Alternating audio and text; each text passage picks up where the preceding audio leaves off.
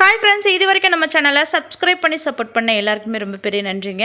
இன்றைக்கி பாப்பாவோட ஈவினிங் ஸ்நாக்ஸுக்கு ஒரு கப்பு ரவையை வச்சு நல்லா புசு புசுன்னு சாஃப்ட் அண்ட் டேஸ்டியாக ரவை பணியாரம் தான் சுட்டிருந்தேன். டேஸ்ட்டு சூப்பராக இருந்துச்சு. தம்பிங்க பாப்பான்னு எல்லாருமே விரும்பி சாப்பிட்டாங்க. நீங்களும் ஸ்கூல் விட்டு வரவங்க குழந்தைங்களுக்கு இந்த மாதிரி செஞ்சு கொடுத்து அசத்துங்க. ரொம்ப கம்மியான பொருட்களை வச்சு டேஸ்ட்டாக செஞ்சிடலாம். ட்ரை பண்ணி பாருங்கள், அப்புறம் நீங்களே சொல்வீங்க. வாங்க எப்படி செய்யலான்ட்டு பார்க்கலாம்.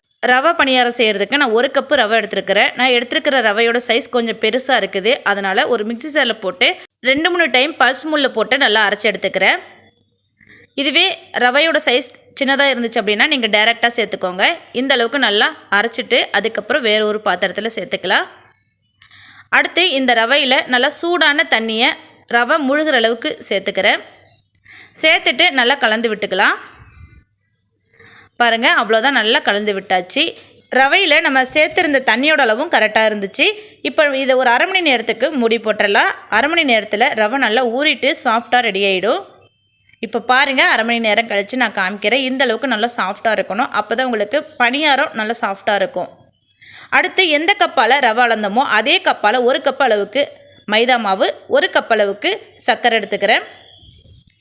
அடுத்து வாசத்துக்கு கொஞ்சம் போல் ஏலக்காய், ஒரு நூல் ஆப்பசோடா சேர்த்துட்டு நீங்கள் எடுத்துருக்கிற மாவு கலவாக தண்ணி சேர்த்துக்கோங்க. மாவு கரைச்சி முடிக்கும் போது பார்த்திங்கன்னா உங்களுக்கு இட்லி மாவு பதத்துக்கு கொஞ்சம் கெட்டியாக இருக்கணும், தண்ணியாக இருக்கக்கூடாது. இப்போ பாருங்கள், நான் காமிக்கிறேன். இந்த மாதிரி இட்லி மாவு பதத்துக்கு எடுத்துக்கோங்க. அவ்வளோதான், மாவு நல்லா கரைச்சி வச்சாச்சு. இதை இன்னும் ஒரு 10 நிமிஷத்துக்கு மூடி போட்டுடலாம். 10 நிமிஷம் கழித்து பார்த்தீங்கன்னா மாவு இன்னுமே கொஞ்சம் கெட்டியாக இருக்கும். பாருங்கள், இப்போ நான் காமிக்கிறேன். சர்க்கரை சேர்த்துருக்கிறதால மாவு கொஞ்சம் இலக்கம் கொடுக்கும். அதனால் தண்ணியோட அளவை பார்த்து சேர்த்துக்கோங்க. இப்போ பணியாரம் சுடுறதுக்கு மாவு ரெடி ஆகிடுச்சு. அடுத்து நல்லா காஞ்சிட்டு இருக்கிற எண்ணெயில் ஒவ்வொரு குழிக்கரண்டி மாவாக எடுத்து ஊற்றிக்கலாம். மாவு ஊற்றினதுமே பார்த்தீங்கன்னா உங்களுக்கு நல்லா இந்த மாதிரி புஃப்னு உப்பி வரணும். இதுதான் கரெக்டான பதம். அடுத்து 2 பக்கமும் திருப்பி போட்டு ரொம்ப செவக்க விடாமல் அடுப்பு லோ ஃப்ளேமில் வச்சு இந்த மாதிரி சுட்டு எடுத்துக்கோங்க. அவ்வளோதாங்க, பணியாரம் நல்லா சாஃப்டாக சூப்பராக ரெடி ஆகிடுச்சு. இப்போ எண்ணெயெல்லாம் வடிச்சிட்டு வேறு ஒரு பிளேட்டில் எடுத்து வச்சுக்கலாம். இதே மாதிரி மீதி இருக்கிற மாவுலையும் பணியாரம் சுட்டு எடுத்துக்கலாம்.